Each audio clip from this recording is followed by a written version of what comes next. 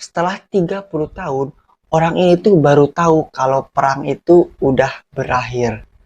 Gila, ngendongnya lama banget ya buat nunggu Boy ya. Pada akhir Desember 1944, ketika Perang Dunia mau berakhir, Hiro Onoda yang merupakan letnan muda Jepang dikirim ke Pulau Lubang di Filipina. Dia dikirim ke sana tuh untuk ngumpulin intelijen tentang operasi yang akan dilakukan oleh pihak sekutu. Hiro Onoda ini sama kelompoknya bertahan hidup di Pulau Lubang dengan memakan makanan yang ada kayak kelapa, pisang, buah-buahan, ya sama yang lainnya lah. Bahkan ya, Onoda sama kelompoknya ini suka mencuri ternak yang ada di warga sekitar. Karena serangan Amerika yang bertubi-tubi ke Pulau Lubang di Filipina ini, akhirnya tuh komunikasi Hiro Onoda dengan pusat terputus. Kelompok Onoda ini diperintahkan buat jangan menyerah sama sekali ke pihak sekutu. Selama bertahun-tahun, Onoda ini memimpin kelompoknya untuk terus bergerilya.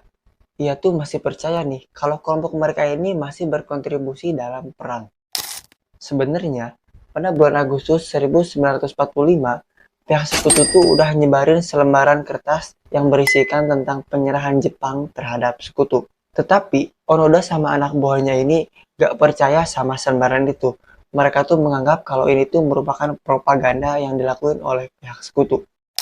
Onoda ini ditemani oleh 3 orang rekannya. Seiring berjalannya waktu, 3 rekannya Onoda ini ada yang menyerah dan ada juga yang terbunuh. Alhasil, menyisakan Onoda sendiri yang bertahan di tengah hutan sampai tahun 1972, hampir 30 tahun setelah perang berakhir.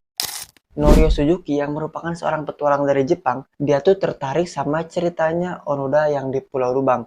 Akhirnya orang ini tuh mutusin buat ke Pulau Lubang untuk menemui Onoda. Akhirnya Norio Suzuki tuh ketemu sama Onoda. Nah, si Norio Suzuki ini ngeyakinin kalau Perang Dunia II ini sebenarnya tuh udah berakhir. Tetapi Onoda tuh tetap kekeh dengan prinsip utamanya, dia tuh percaya kalau perang tuh masih berlanjut. Onoda juga bilang dia tuh mau nyerah kalau komandannya langsung yang nyuruh dia untuk menyerah.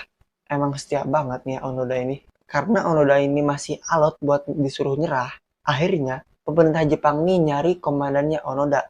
Dan untungnya masih berhasil ditemuin. Komandannya Onoda ini bernama Mayor Yoshimi Taniguchi.